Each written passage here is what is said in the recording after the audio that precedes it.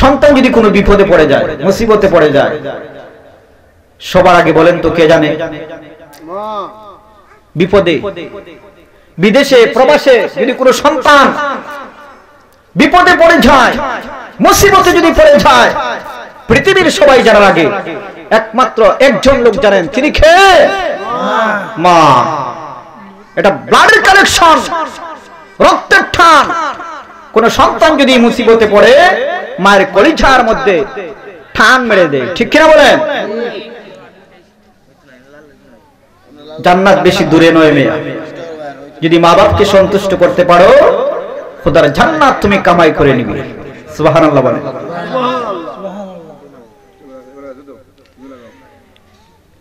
এক সাহাবী এসে নবীর কাছে, এক লোক এসে আরজ করল, ইয়া রাসূলুল্লাহ, আমি জিহাদে যেতে চাই। কোথায় যেতে চাই? জিহাদে যেতে চাই। নবী বলেন, তোমার মা বাবা আসেননি? বলে, মা আসেন। বলে, জিহাদে যাওয়ার দরকার নাই, মায়ের খেদমত করো। সুবহানাল্লাহ বলেন। যদি মায়ের খেদমত করো তাহলে জিহাদের সওয়াব আমলনামায় দেওয়া হবে। লক্ষ কোটি টাকা দিয়া যদি তুমি যদি মসজিদ করো, মাদ্রাসা করো, কাবা বাইতুল্লাহে যাইয়া হজ করো, যদি মা বাপকে অসন্তুষ্ট করো, মা বাপ যদি তোমার উপর অসন্তুষ্ট থাকেন, তাহলে কোনো কাজে আসবে না। মা বাপকে সন্তুষ্ট করে তুমি কাজ করো, আমল করো, এই আমলটা আল্লাহর কাছে গ্রান্টেড হয়ে যাবে। সুবহানাল্লাহ বলেন। বাবারা, ভাইয়েরা, পৃথিবীটা হচ্ছে ক্ষণস্থায়ী একটা জায়গা। এই পৃথিবীতে আমরা চিরকাল থাকবো না, ঠিক কিনা বলেন? এই পৃথিবীতে আমরা কেউ চিরকাল থাকবো না, সকলেই আমরা একদিন পরপারে চলে যাব। একদিন আমাদেরকে আল্লাহ পাকের সামনে যাইয়া হাজিরা দিতে হবে, ঠিক কিনা বলেন? এই জন্য মৃত্যু আসার আগে আগে এই পৃথিবীতে আমাদের জন্য পরকালের সামানা সংগ্রহ করতে হবে। আমরা যদি এই পৃথিবী যদি আমল সুন্দর করে যাই, তাহলে কবরে যাওয়ার পরে কবরটা আমাদের জন্য শান্তির ঘর হয়ে যাবে। সুবহানাল্লাহ বলেন। আমল যদি সুন্দর হয়, জীবন সুন্দর হবে, আখিরাত সুন্দর হবে। আমল যদি খারাপ হয়, জীবনে অশান্তি নেমে আসবে, আর পরকালে অশান্তির সীমাই থাকবে না। প্রিয় হাজিরিন, আমার আল্লাহ পাক রব্বুল আলামিন কোরআনে কয়েক জায়গায় তার ইবাদতের পরপরই মা বাবার সাথে সুন্দর ব্যবহার করার জন্য, মা বাবার সাথে ভালো ব্যবহার করার জন্য আল্লাহ পাক কোরআনে ইরশাদ করেছেন। এজন্য আমরা মাকে, বাবাকে সম্মান করব, শ্রদ্ধা করব, মা বাপকে সন্তুষ্ট করব। মা বাপ যদি কোনো সন্তানের প্রতি অন্যায় করে, অবিচার করে, এমনও কিছু মানুষ আছে যে সন্তানের প্রতি অন্যায় করে, অবিচার করে। হাদিসে এসেছে, কোন সন্তানের প্রতি যদি মা বাপ যদি অন্যায় করে, অবিচার করে, এরপর কোন সন্তান মা বাপকে কষ্ট দেওয়া, আঘাত দেওয়া, মা বাবার কাছে কৈফিয়ত চাওয়ার কোনো অধিকার নাই। হযরত আবু হুরায়রা রাদিয়াল্লাহু তাআলা আনহু, প্রসিদ্ধ একজন সাহাবী, হযরত আবু হুরায়রা রাদিয়াল্লাহু তাআলা। উনি একদিন আমার নবীদের কাছে এসে কাঁদতেছেন। আমার নবী জিজ্ঞেস করলেন, হে আবু হুরায়রা, কি হয়েছে তোমার? তুমি কেন কাঁদছো? আবু হুরায়রা বলেন, ইয়া রাসূলুল্লাহ, নবীজি, আমার মা আমাকে মেরেছে। আমার নবী ডেকে বলেন, আবু হুরায়রা, তোমার মা তোমাকে মেরেছেন, এই জন্য তুমি বুঝি আমার কাছে এসেছো নালিশ করতে? ও আবু হুরায়রা, তোমার মা তোমাকে মেরেছেন, এই জন্য বুঝি তুমি আমার কাছে নালিশ করতে এসেছো?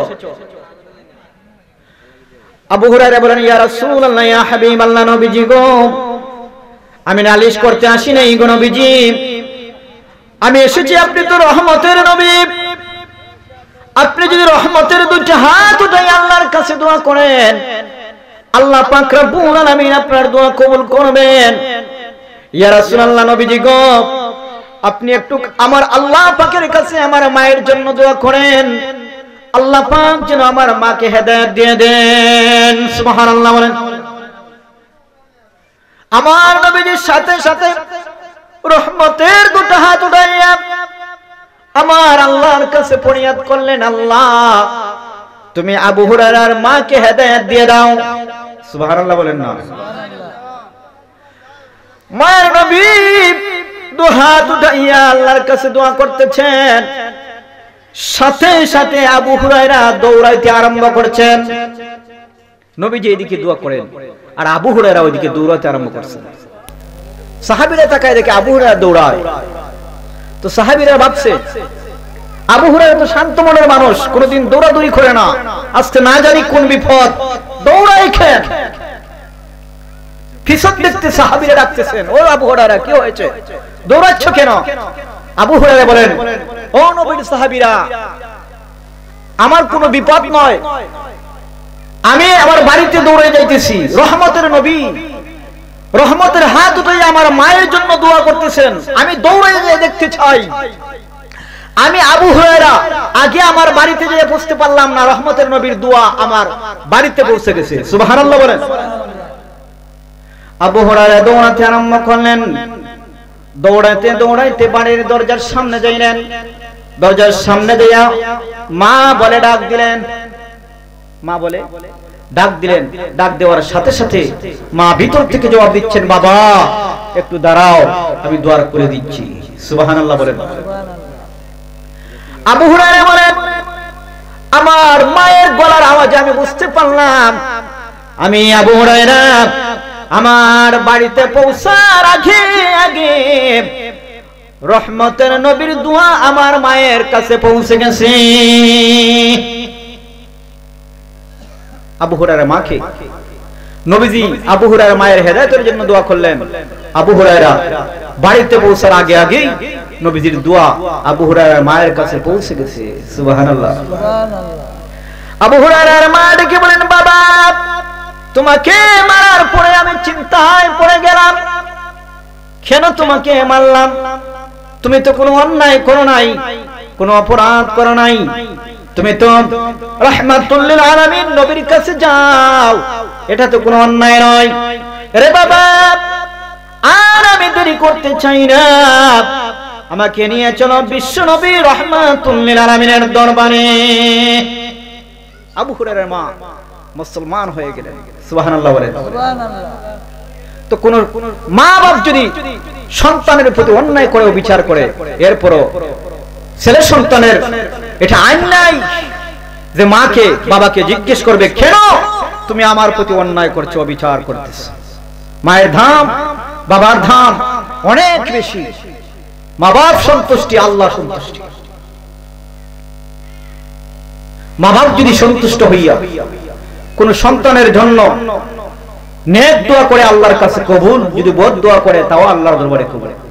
ঠিক কি না? ঠিক।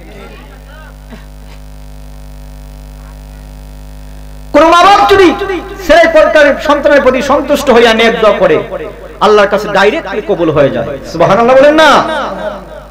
বায়েজিদ বুস্তামি ছোট বাচ্চা মানুষ, গভীর রজনীতে মা বায়েজিদকে ডেকে বলেন, বায়েজিদ আমার পানির পিপাসা হয়েছে, আমি পানি পান করব। বায়েজিদ গভীর রজনীতে ঘুম থেকে উঠে পানির সন্ধান করলেন, কলসি দিয়ে যে পানি খুঁজলেন, কিন্তু কলসির মধ্যে পানি নাই। চিন্তায় পড়ে গেলেন, কি করবেন? মা পানি চেয়েছেন, মাকে যদি পানি পান করাইতে না পারি, মা যদি অসন্তুষ্ট হয়ে যান। গভীর রজনী, অন্ধকার রাত্রি, বায়েজিদ পানির সন্ধানে ঘর থেকে বের হয়ে গেলেন। বহু দূর থেকে পানি নিয়ে আসছেন। পানি এসে দেখেন মা দুঃখিনী ঘুমিয়ে পড়েছেন। পানির পেয়ালাটা হাতের মধ্যে নিয়ে বায়েজিদ মায়ের মাথার সামনে পানির পেয়ালাটা হাতে নিয়ে দাঁড়িয়ে রইলেন। ডাকলেন না। ফজরের আজানের সময় হয়ে গেল, ফজরের আজান হলো, হঠাৎ করে মা দুঃখিনীর ঘুম ভেঙে গেল। মা চোখ খুলে তাকায় দেখে বায়েজিদ পানির পেয়ালা হাতে নিয়ে দাঁড়িয়ে আছে। মা ডেকে বলেন, বায়েজিদ, ও বায়েজিদ, পানির পেয়ালা হাতে নিয়ে কেন দাঁড়িয়ে রয়েছ? বায়েজিদ ডেকে বলে, মা গো, গভীর রজনীতে গো মা আমার কাছে পানি চেয়েছিলে ঘুমা। মা, কলসির মধ্যে পানি নাই, বহু দূর থেকে গো মা পানি নিয়ে এসেছি, এসে দেখি গো মা তুমি ঘুমিয়ে পড়েছ। বায়েজিদ রে, ডাকলি না কেন? কেন ডাকলি না? বায়েজিদ ডেকে ডেকে বলে, মা গো, ঘুমিয়ে পড়েছ গো মা, যদি ঘুম থেকে তোমাকে জাগাই গো মা, ঘুম থেকে জাগানোর কারণে গো মা যদি কষ্ট পাও, এই জন্য ডাকি নাই গো মা।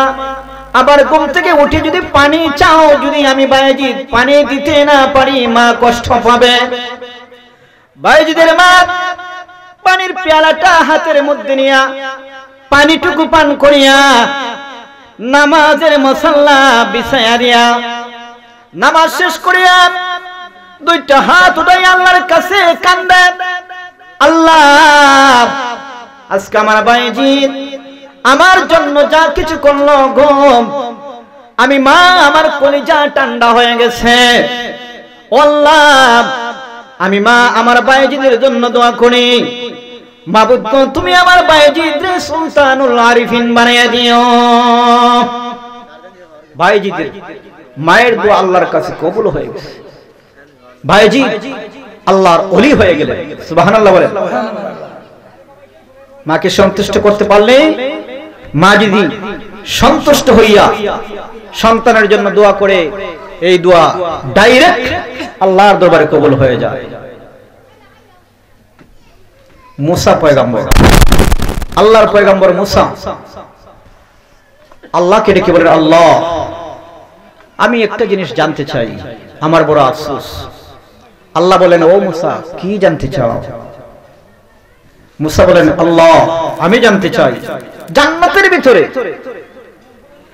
আমার সাথী হবে, আমার সঙ্গী হবে, এমন কেউ এই পৃথিবীতে আসেনি, আমি তারে দেখতে চাই। সুবহানাল্লাহ বলেন না? আল্লাহ বলেন, ও মুসা, একজন লোক আছে জান্নাতের ভিতরে তোমার সাথী হবে এই পৃথিবীতে। সুবহানাল্লাহ বলেন না? সুবহানাল্লাহ। মুসা নবী কি বলে, আল্লাহ, ওই লোকটা কোথায় আমি দেখতে চাই, আমাকে বলো। আল্লাহ বলেন, মুসা রে,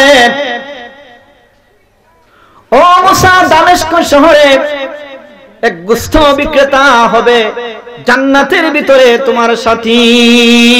সুবহানাল্লাহ। এক গোস্ত বিক্রেতা মুসা নবীর সাথী হবে জান্নাতের ভিতরে।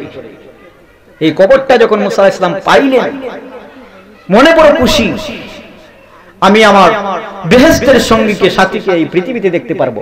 সুবহানাল্লাহ বলেন না? সুবহানাল্লাহ। হাঁটতে আরম্ভ করলেন দামেস্ক শহরের দিকে। বহু কষ্টের মাধ্যমে দামেস্ক শহরে যেয়ে পৌঁছলেন। বাজারে গেলেন, যায় দেখেন একজন লোক গোশত বিক্রি করতেছে।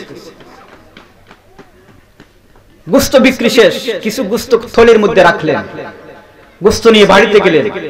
বাড়িতে যাইয়া এই গোশতগুলো নিজের হাত দ্বারা পাক করলেন, রুটি বানাইলেন।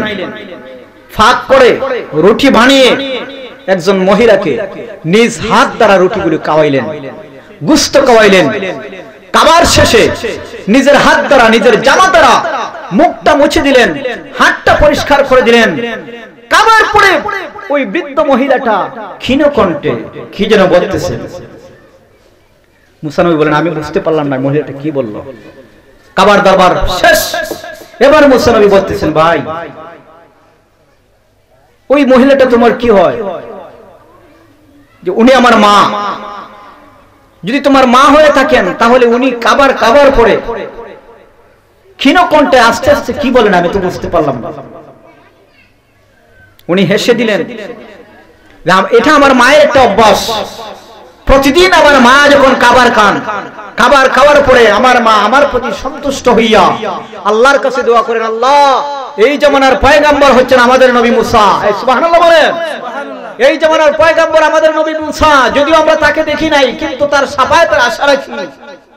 আমার মা আমার জন্য দোয়া করেন, আল্লাহ জান্নাতের ভিতরে আমার ছেলেকে আমাদের পয়গম্বর মুসা নবীর সাথী হিসেবে কবুল করো। সুবহানাল্লাহ।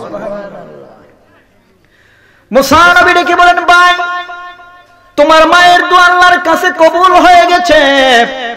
আমার আল্লাহ পাক আমাকে জানিয়ে দিয়েছেন জান্নাতের ভিতরে তুমি হবে আমার সাথী। মায়ের দোয়া কবুল হয়ে গেছে। তো মুসা নবী আমার আল্লাহকে রেখে বলেন, আল্লাহ আমাকে উপদেশ দাও। কি দাও? উপদেশ দাও। আল্লাহর পয়গম্বর মুসা বলতেছেন, হে আল্লাহ আমাকে উপদেশ দাও। আল্লাহ বলেন, তোমার মা বাবার সাথে সুন্দর ব্যবহার করো। সুবহানাল্লাহ বলেন। মুসা নবী আবার জিজ্ঞেস করলেন, আল্লাহ আমাকে উপদেশ দাও। আল্লাহ বলেন, তোমার মা বাবার প্রতি সুন্দর ব্যবহার করো। মুসা নবী আবার জিজ্ঞেস করলেন, আল্লাহ আমাকে উপদেশ দাও। আল্লাহ বলেন, তোমার মা বাবার প্রতি সুন্দর ব্যবহার করো। আবার জিজ্ঞেস করলেন, আমাকে উপদেশ দাও। আল্লাহ বলেন, তোমার মা বাবার প্রতি সুন্দর ব্যবহার করো। আবার জিজ্ঞেস করলেন, উপদেশ দাও। আল্লাহ বলেন, তোমার মা বাবার প্রতি সুন্দর ব্যবহার করো। এইভাবে মুসা নবী আল্লাহর পয়গম্বর মুসা 9 বার আল্লাহর কাছে উপদেশ চেয়েছেন। আল্লাহ 9 বারই মুসাকে উপদেশ দিয়েছেন, মা বাবার প্রতি সুন্দর ব্যবহার করো। এই জন্য মা বাপ হচ্ছে জান্নাত, আর মা বাপ হচ্ছে জাহান্নাম। মা বাপকে যদি খুশি করতে পারো, জান্নাত তোমার জন্য রেডি, ঠিক কিনা? আর মা বাপকে অসন্তুষ্ট করলে জাহান্নাম ছাড়া আর জায়গা নাই। তুমি যত বড় আল্লাহর ওলি হও না কেন, যত বড় দানশীল হও না কেন, আলিম হও না কেন, হাফিজ হও না কেন, মাওলানা হও না কেন, মুফাসসির হও না কেন, মুহাদ্দিস হও না কেন, তুমি যে যত বড় আমলদারি হও না কেন, মা বাপ যদি তোমার প্রতি অসন্তুষ্ট থাকে সব শেষ, ঠিক কিনা? মা বাপ যদি অসন্তুষ্ট থাকে সব শেষ।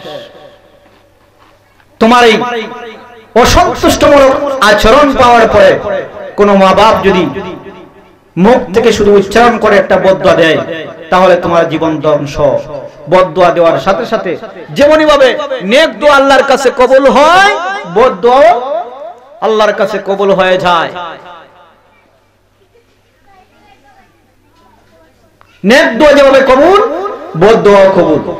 এজন্য সাবধান, মা বাবার সাথে সুন্দর ব্যবহার করো।